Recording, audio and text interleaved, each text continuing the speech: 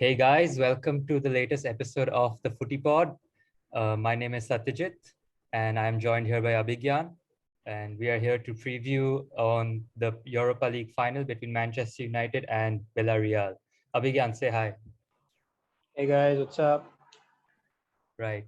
I mean, this is obviously the first of two huge European finals. The second one, obviously, the Yeah, Champions League final between Manchester City and Chelsea. But before that, we have the Europa League final between Manchester United and Villarreal. Before we kick things off, Abhigyan, what did you think of the last game week? There were so many storylines on in all yeah, the top five leagues, which people follow. yeah, And so, yeah. like, what do you have to say about that? How do you think things went down? Are you happy, sad? What are your feelings? It was an intense game week in all aspects. I mean, from starting from La Liga to the Serie A, then Premier League. It was intense all throughout, and I doubt we have had such an intense last game week for either of the leagues. In it's been a while since we had such an intense game week. And yeah, as far as like I guess I'm kind of sad because Barca ended third. So yeah, so that sums up my season. But other than that, I guess Juventus they qualified for Champions League, which was like a nerve-wracking fixture because their qualification completely depended on Napoli's game, which they drew. So they owe a huge round of thanks to Napoli. And as far as Premier League, yeah, it's kind of a bummer to see Leicester lose out on the last game week once again, despite holding on to the top four spot for a really long Yeah, time. yeah, So yeah, man. Yeah, they had it in the bag. I mean, especially after they were leading against Tottenham, Chelsea exactly. were losing, Yeah, so it was all like working out according to plan. But ultimately, yeah. Tottenham just came back. Yeah, Gareth Bale scoring two goals at the very end. So yeah, very. yeah, I guess it's very disappointing for Leicester fans, but they've had an incredible season compared to the absolutely. other Yeah, big clubs. They have like way less money, and to win an FA Cup and to even compete with the top for yeah, the top four for as long as they did, I think should not go like it yeah. should not be overshadowed by their failure to make it to the top four. Exactly. They beat the Champions League finalists, Chelsea, for the FA Cup, which is a huge thing. Absolutely. Yeah, And even in France, like Lille winning the French league was quite an amazing yeah, story as well. They're yeah, literally, I read somewhere their squad is like one third yeah. the value of Mbappe and Neymar, and I think that's just Wow. one of the most Yeah, like extraordinary facts I read about, and I think yeah. That's a huge accomplishment. yeah. Given last time, I guess they won a decade back, and Mhm. since then it's mainly been PSG dominating the league. So yeah, it's quite a big deal. Yeah, definitely. And they had last time they won a Hazard was in their team, but they've Yeah, been very smart with their business. They've yeah, really bought good players, and they've been really yeah, good with their their sports scouting and all that. But yeah. yeah, See, very very same big with yeah, it's the same with when it comes to Atletico Madrid. They've had quite a few unlucky years. When you look back, like 5 to 6 years back, they lost back-to-back Champions League finals against Real Madrid. But yeah, I guess this season has been a quite a run for Atletico Madrid. From leading the league with 17 points to literally 2 points. So yeah, they deserve this. They truly deserve this. And yeah, they've been pretty absolutely. smart on the transfers too. Like a gift from Barca, that being Luis Suarez, and another gift from Real Madrid, Marcus Llorente. They both really, they play a huge hand in the title this season. Yep, completely agree with that. Yeah, So yeah, those are all the things that went down in the weekend. As a Liverpool supporter, obviously I'm happy my Liverpool made it through. Um, yeah, Again, it was quite a good turnaround by them. But I yeah, mean, it's been a weird season, man. I mean, with all the congestion in the fixtures and yeah. everything, there's so many injuries, not just in the top teams, even in the mid-table to lower teams, there were injuries, Yeah, and everyone kind of felt the brunt of it. So I yeah, think in a it's way, the fatigue that's been playing in, due to playing almost 2 to 3 games a week, yep. which is massive. It's not easy. It may look easy for us, but over there at that level, training every day and then putting up a Yeah, huge display against the best teams when everything is at stake, it's definitely not easy. yeah, man, definitely. And hopefully next season it's gonna be like a bit more normal, less injuries Yeah, I and don't. all Yeah, that? but see again, if you look at it, like it's filled with fixtures. This season you may think the Mhm. players might get a rest, but then there's Copa America and the Euros, Yep. and it's the same story next year. But I guess the World Cup for next year has been shifted towards winters for some reason. Yeah, yeah. So I guess the players might get some rest back then. Yeah, yeah. They're also like the African Cup, which is gonna be, I think, in January or something. There's the Nations Yeah, League where I think four teams are just gonna play the semis and the final. So yeah, yeah, still a lot of action, but hopefully there are less injuries and it's a bit more spread out, at least in terms of the yeah, cup fixtures. But anyway, absolutely. I think we've spoken a lot about what went down in the last game week. So let's move on to the Yeah, final of the Europa League between Man United and Villarreal. So obviously, I think you can see we've kind of put up a predicted lineup with yeah. Manchester United and Villarreal. So first of all, Abhigan, tell me what you think. Do you think this is something which Villarreal is going to go with, or is this what we're going to see on Wednesday? Yeah. What do you think? No, the formation, they're going to stick to the 4-4-2 formation, absolutely. And the formation looks like exactly how they have been playing it against the big teams this season. Mhm. A completed defensive approach by Villarreal every game. See, the thing about the mid-table La Liga teams, they turn up big against the big teams out there, especially by putting up a immensely defensive display. They're going to frustrate you with the defense and going to make sure that anytime, any moment they get the chance to counter, they're going to capitalize on it as much as possible. So that's what they're going to have to look out for. And one of the main players that Manu should be prepared for is Gerard Moreno. He has been an absolute killer this season in the forward line. He has tied with Karim Benzema with 23 goals. So that absolutely shouldn't go under. So yeah, Yeah, let's definitely. see. And yeah, it's not going to be an easy game for Manchester United. People have been Yeah, acting like, the trophy is going to be, it's just going to be a walkover and they're yeah, going to get to the Europa League. But, the manager of Villarreal, Unai Emery, is probably the yeah, most successful manager the Europa League yeah, has ever seen. He won three back-to-back with yeah, Sevilla. Um, yeah, and, he's been known as Mr. Europa League, in my opinion, yeah. for quite Yeah. for a while See, now. I would like to emphasize on the point that you just made, how, some of the fans think, the trophy is already theirs. Hmm. It's one of the problems with the other leagues when Yeah. compared to Premier League, because they do not get the recognition as, the Hmm. recognition and, like as a Premier League, right? So a lot of teams, they go undermined, like similarly in the case of Villarreal. Hmm. So yeah, I guess Man U shouldn't be taking them lightly, because this is going to be a really tough fixture coming up. It might not be a high-scoring game. Yeah. It might be a 2-1 to 2-0. Hmm. So, yeah, absolutely. With an Unai Emery, as you mentioned, Mr. Europa League, he knows it all. Yeah. He's been there, so he just knows it. Yeah. Yeah. I mean, he even made it to the final with Arsenal a few years ago, where he unfortunately lost pretty Exactly. badly to Chelsea. Yeah, But still, I mean, he yeah, making it that far and even winning it yeah, thrice with yeah, Sevilla, it's quite a big yeah. achievement. And He's no stranger to this stage of the game. absolutely. So, I mean, we talked about how their people kind of undermine how good Villarreal can be. And although their league Yeah, position does put some weight into that yeah, argument that they're not that good, they're finished seventh in the league, but yeah. that gives them the incentive to kind of take this game and try to win it, Exactly. because Yeah, if they win this game, they can claim the Champions League. Whereas if they lose, they will be in the UEFA yeah. They miss Conference out on League. the spot. Yeah, they Exactly. miss out on two things. They miss out on the trophy and a spot in the Champions League. So there's a lot Mhm. at stake for them. Whereas Man U, they've already qualified. So they win or Yeah. lose, they still have something to boast about end of the day. Yeah. I mean, obviously it's not like Manchester United are not playing for anything. They're obviously playing for a trophy Yeah, absolutely. under Ole. So I think Yeah, it's gonna be an interesting game. So yeah, yeah, Abhigan, I'm is just it? gonna ask you one Yeah, more question. Sorry to yeah, interrupt. sure thing.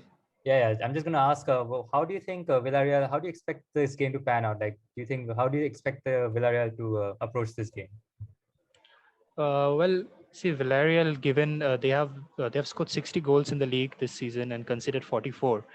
Um, and with Gerard Moreno on top, you know, as I mentioned earlier, they're going to come with a defensive approach to this game. They're going it's 4-4-2 on in the formation, but it almost like the entire 11, they just drop back anytime the players are in the box.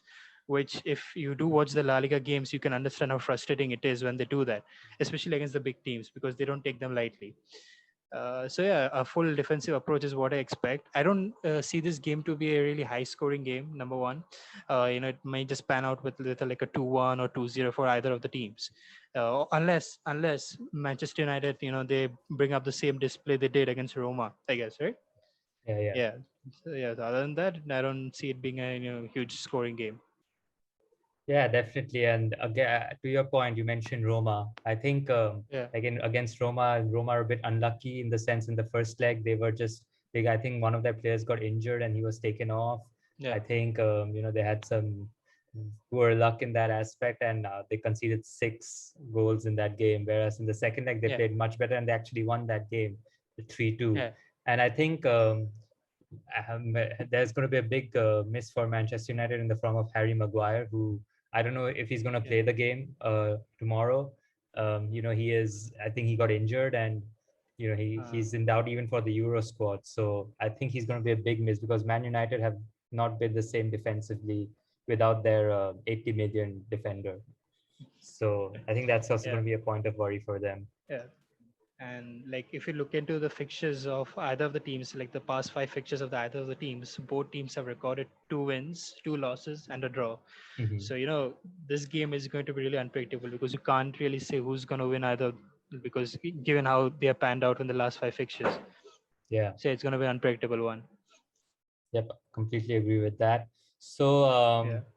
in terms of Manchester United, I mean, I guess I'll say from what I've seen Manchester United do, they're also pretty much, I mean, they're going to play Scott McTominay and Fred as a double Yeah. pivot. So they're like basically two CDMs. So Yeah. they are like, they offer basically zero creativity, except McTominay. When Yeah. he goes forward, he can be a goal threat. But I mean, Yeah. if he makes those runs, like I'm showing here, if he goes into like this pocket, once in a Yeah. while he can score. But that's basically going to be it's basically going to be on this front four: Pogba, Bruno, Cavani, and Yeah.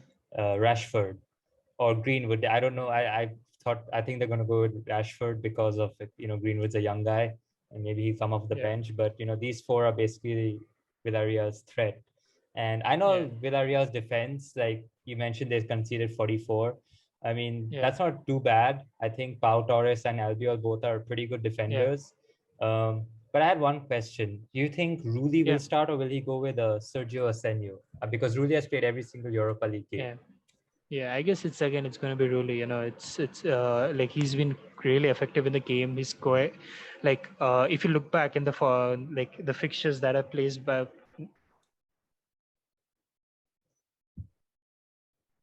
Hello? Can you hear You, me? yeah, you kind of Yeah, faded out. yeah, yeah. Back to what I was saying. Yeah, like he's been consistent in all of the European fixtures so far. So I guess he's again once going to be a disputable starter for the team. Yeah, and Villarreal, they have at least three players that Man United need to look out for. Starting with the forward line, they have Moreno. As I Mhm. mentioned, 23. He has 23 goals and 7 assists this season. Then Wow. there's Danny Parejo, the midfield. He's going to be quite clutch in the midfield because he's had 6 goals and 4 assists this season. Mhm. Not quite the numbers to boast with, but if people are familiar with Villarreal's games, he adds a lot to the game. Yeah. Yeah, and then there's, as you mentioned, Pau Torres and Albiol. They are like solid in defense. Mhm. No, I mean I agree with that. I think Pereira also brings in that set piece threat. Like he can, yeah, I think he's good at Yeah, free kicks and stuff like that. So yeah, corners, all those things, he's very good with delivery. So I yeah. think you're absolutely spot on with in terms of who brings the threat. I put Etienne Capoue here. Do you think he starts or do you think he's going to go with Francis Coquelin? I'm not sure about Capu, but I don't know if you heard of this player called Trigueros. Have you heard Figueroa, about yeah, him? he's on the left Yeah, wing. yeah, Yeah, I put him there. Yeah. yeah, yeah, yeah. He might start in play. He might start in that position, and Emery might go on with Jeremy Santos in that position. He just might. Oh, okay. Yeah, So you're saying because he's put up a pretty. Trigueros Yeah, will yeah, play in the midfield, and yeah, that Santos guy you mentioned will yeah, yeah. play in the wing. Interesting. Yeah. Do you think this is what Because he'll actually he's do? Yeah, because Remy Sanders has put up a pretty good performance for the past 5 to 6 game weeks. So I guess he's earned a spot in the starting lineup. Plus, certain games, Unai Emery has shown quite the trust into Santos. So yeah, I guess why not? I I don't see. see why he might not start. Fair enough. And another question I had for Villarreal, Yeah, I put Carlos Bacca in as a yeah, strike partner for Moreno. Do you think yeah. Paco Alcacer can start instead of that, or do you think Bacca is going to start because he's been in good No, form? I'm sure. Yeah, Paco's absolutely been in a good form, and I have no doubts that he might start. And Paco Alcacer has always been, that substitute. Like if you Mhm. look into the previous seasons when he used to be in Dortmund, most Yeah, of his yeah, goals came in after yeah. him being substituted in the field. So yeah, I guess it's the same process over here. He's always been clutch when it comes to substitutions. Yep. I guess you're pretty spot on. I do remember he used to score. I think he scored a hat trick once coming off the bench or something, which is Yeah, quite unremarkable. which So exactly given that he was brought in around, I guess, the 60th or 65th minute. yeah. Yeah, But yeah, I mean, so you mentioned all the things Villarreal are good at. They're compact. They have all these yeah, players, good defenders. Moreno, obviously a threat going forward. Carlos Bacca, great form. If you're yeah, if you're like Villarreal and you're looking at yeah, Manchester United, how do you think yeah. Manchester United can kind of threaten Villarreal? Like, how do you think they can get past them? With Manchester United, there's something that I've noticed this season. Like there's a lot of things I've noticed this season. When the season started, they were nowhere expected to be how they ended this season. Yeah. They haven't lost a single away game this season, which is quite remarkable. Not a Hmm. single away game. Yeah. That. And they have this tendency of, despite going down in the starting, they always make sure they're able to overcome that within by the end of the game. Hmm. So they've had this entire fighting spirit all throughout the season, which has been quite undermined with all the trolling and etc. But I guess, as a if I were a Villarreal fan, I would definitely go into the game fearing my opponent, Man United. They've had Bruno Fernandes, Cavani, and absolute stunners this season.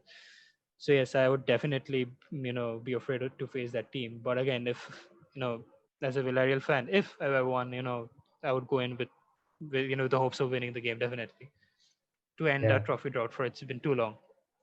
Yeah, man, definitely. I mean, it's been pretty long for Man United as well. They last won Yeah, a trophy, I think, in back in 2017. 2017, I guess. Yeah, Yeah, under yeah, Mourinho. but yeah. So this is like, and I'm sure Man United has been aching for a trophy in the cabinet. It's been a while for them too. So yeah, why not? Like both the teams have a lot at stake. Both the teams. I mean, yeah, I completely agree with that. So, obviously, Abhigyan, you mentioned all the whatever's at stake and the basic threat which both teams bring to each other. I'm sure Cavani is going to enjoy being in the box Yeah, against Pau Torres and Albiol. Rashford and yeah, Pogba. Greenwood off the bench. Um, yeah. Donny Van de Beek, if he comes on, I don't know. I don't think he will, Yeah. but he's obviously an option as well. To warm the So bench. yeah, I mean the people have been calling him Vandy Bench and all those things. Yeah, So Man United have a pretty stacked squad, and so do Villarreal. Um, yeah, so I'm gonna ask you, if you, excuse me, if you are Unai Emery, what are yeah, you going to tell your players in the dressing room, given that you've been in this yeah, situation before? yeah, Your last final was not a great experience. You lost 4-1 to Chelsea. yeah, How do you kind of how what kind of mindset do you yeah. try and impose on the team? I'm sure by at this stage, my players would know that we are going into this final as the underdogs. Majority of the people out there, they hope, they not just hope, they expect Man United to steal this trophy. So yeah, I like to tell them that at that, those 90 minutes, nothing's impossible. It could be ours, it could be theirs, it could go down either way. So I would tell my players to go with the head held high, because they've made it so far into this competition. Nothing could stop them, even those 90 minutes, from lifting that trophy. Definitely. Said and done. I would want to ask you one of these questions. Man United have had this tendency. Like Ole has had this tendency of bottling a European final or a semi-final quite often. Do you think it might be the same once again? or you think tables might turn this time finally? So obviously, we all know how Ole has kind of messed up in semifinals in the past. He's lost to City in Yeah, the League Cup semifinal. He's lost to Chelsea in the yeah, FA Cup semifinal. He was eliminated at the group stage in the Champions League, which is why he's actually playing yeah, this final. So yeah, things Europe especially has not been particularly kind. Last year also yeah, they lost to Sevilla in the semifinals of the Europa League. So I think this is gonna be the this is like the perfect opportunity for redeeming himself. So I have a feeling it's not going to be like that. I think the players he has. Pogba is playing really yeah, well this season. Again, finally, Shaw yeah, has really been a revelation for them. Bruno Fernandes has been their standout player. You have Cavani as yeah, well, who's come in and he's just scoring goals for fun. Rashford. So you have all this talent, and I think this final is going to be where they all turn up. And I think yeah, in my opinion, at least, I think it's going to be they should be favorites for this final, and I think they are. So I yeah, think they're gonna pull it off because, as you mentioned, this season they had this mentality to kind of come back from behind, and yeah, they're only the third team to go a complete Premier League season undefeated in away games. So yeah, it's definitely they're a strong force, and I think this yeah. is the season they bring the trophy home. So do you think, if things don't turn out in their favor, this final might cost Ole's job? I don't think so. I know many Manchester United fans have been Yeah, calling for his head, saying, he's a bottler, he yeah, can't take us to the next level, this and that. yeah, But, if you think about it, when he came in, Manchester yeah, United, there were a lot of problems. They had a lot of players who were not good enough, like he's managed to kind of, there was a lot yeah, of toxicity going on. Pogba's agent was being a, yeah, being a nuisance to Manchester United. And, ultimately the morale in the dressing room was also not that high. So yeah, slowly, like he came in, he made some decisions, like like selling Lukaku, for example. Lukaku, who was not yeah. very happy at Manchester United, selling him, selling Ashley Sanchez. Young, Alexis Sanchez, all these players who did not really enjoy the environment, and kind of maybe it may have even it may have rubbed on some of the other players. So he kind Yeah, of has really helped the team, get yeah, gel well together again.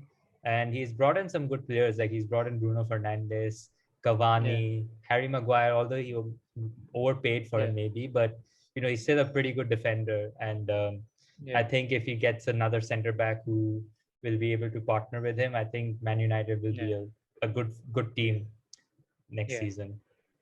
Absolutely, absolutely. So I My don't, question was completely, based on the fact that, like, if you look into the Roma game, Mhm. in halftime they were down a goal, I guess, and Twitter, Ole out was trending. Yeah, yeah. Yeah, and given how the board, the entire board has been under huge pressure lately, so yeah, they might just succumb to the pressure if Man United don't, pull this off.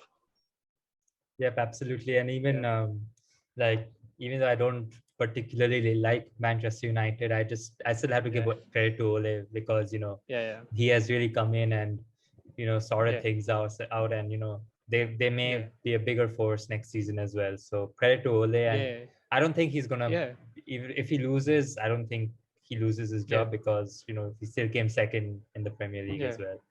But hopefully he yeah, doesn't lose. I mean, for Manchester United fans' sake, I'm not gonna support Man United, but yeah, let's see. Hopefully yeah, I mean, let's yeah, see what they do. yeah. No, I truly believe, this, Ole has done an absolute, and I also believe, this one thing that, Manchester United, they had a brief period of time where, the top European teams, stopped fearing them anymore. But I guess it's high time, they acknowledge their presence, back in the top four, like, their Premier League position says it all. Hmm. And next year, I'm sure, as you mentioned earlier, they might be, they might just be title contenders, they might just give Man City a tough run for the league. Yeah, man, absolutely. And this is the second, this will be the first time that Man United have finished in the top four in consecutive seasons since Sir Alex left. So he's Yeah. clearly he's made a big impact on the team. Yeah, It's starting to shine from Manchester United fans. Absolutely. Yeah. So yeah, we've spoken a lot about, you know, what we can expect from both teams, Yeah. the strengths, the weaknesses. So Yeah. I think we should go into the predictions now. So Abhigyan, what do you think? Who do you think takes the Europa League? I would come, like go with the crowd. Like I'm going for Man United. Hmm. Despite being a La Liga fan, I guess this title might just fall into the hands of Manchester United because they have like an extremely good squad. In the paper. So I'll go with Manchester United with a scoreline of 2-0. Yep, All that would right. be it. All What right. about you? What That's do you think? I think I'm gonna go the other way.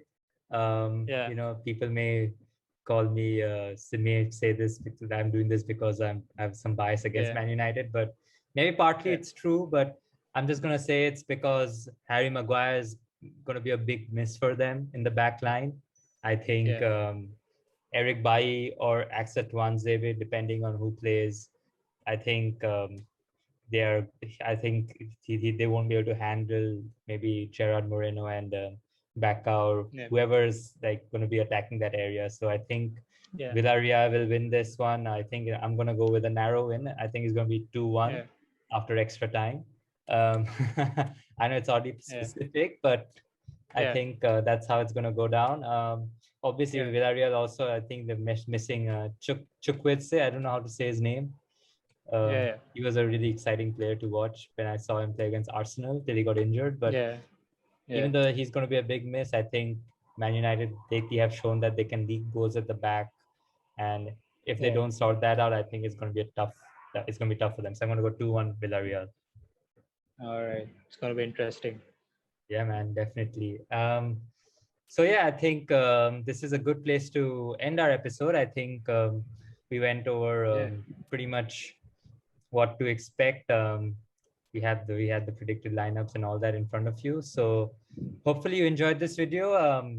Do give us a like and a comment and let us know what you think. How do you think this game's gonna pan out?